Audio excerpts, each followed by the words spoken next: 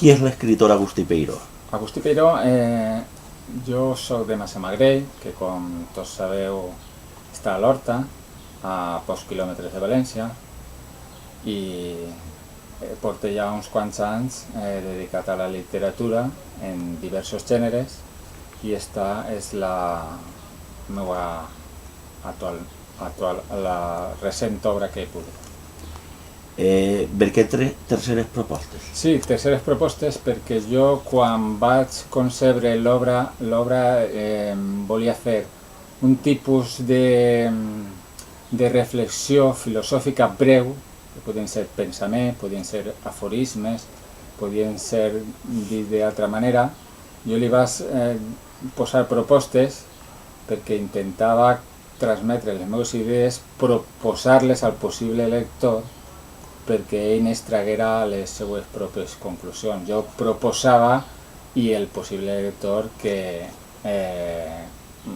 disposara el que ell li semblava extraure d'aixes. Si és terceres propostes, això vol dir que han hagut unes primeres i unes segones. Hi haurà unes terceres, unes quartes i unes cinquenes? Sí, la idea és així, la idea és allargar les propostes fins a un determinat nombre, pot ser 1.000 propostes seria un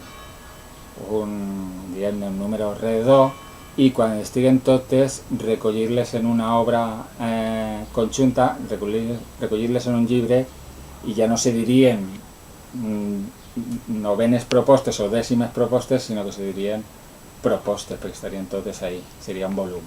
Tu comences fent narrativa, és dir, prosa de ficció. Què és el que te mou per a saltar de la prosa de ficció a la prosa de no ficció? Diguem-ne que l'impuls de la narrativa a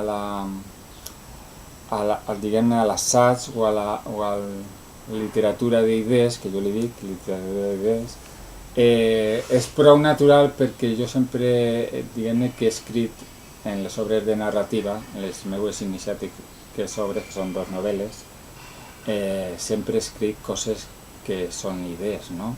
Sempre hi ha hagut un rerefons d'idees. Clar, la novel·la té un altre component que és el component fàctic, el component de l'acció. Tu has de narrar accions a la novel·la, però clar, darrere de les accions dels homes, de les dones, sempre n'hi ha idees. És el que ens mou. I en un moment determinat vas decidir que si a mi el que m'interessava sobretot era expressar idees, doncs el que havia de fer era agarrar el camí del mig i era dedicar-me a l'assaig. A quina mena de públic va adreçat el llibre? Sí, molta gent me diu això és pensament filosòfic, això ho adreces a possibles professors o lectors habituals de filosofia? No. Jo crec que qualsevol pot fer filosofia. De fet, qualsevol veí ara mateix, en qualsevol bar o en qualsevol vorera, està parlant amb un altre veí i està fent filosofia. Pot entendre-la, pot llegir-la i pot realitzar-la. Per tant, va adreçat a qualsevol possible lector interessat per els temes que sempre ha tractat la filosofia, que són temes universals com la mort, l'amor, la justícia, la bellesa, la bondat, i aquests temes, diguem-ne que la justícia avui en dia està a boca de carrer, no? Qualsevol parla de que aquest món és injust, on hi ha coses molt injustes que li produeixen indignació. És dir, que tu has fet un tipus d'artefacte literari que pot ser assequible a tot tipus de públic. Sí, la idea de les propostes era aquesta, que foren breus, que foren molt condensades, molt sintètiques de les idees que jo pensava, i això expressat en poques paraules o expressat en aforismes més o menys llargs o en petits assajos, com també se podrien dir, això requereix una gran càrrega. Dins d'aquest artefacte, per a que siga explosiu o que impacte, ha de portar una gran càrrega.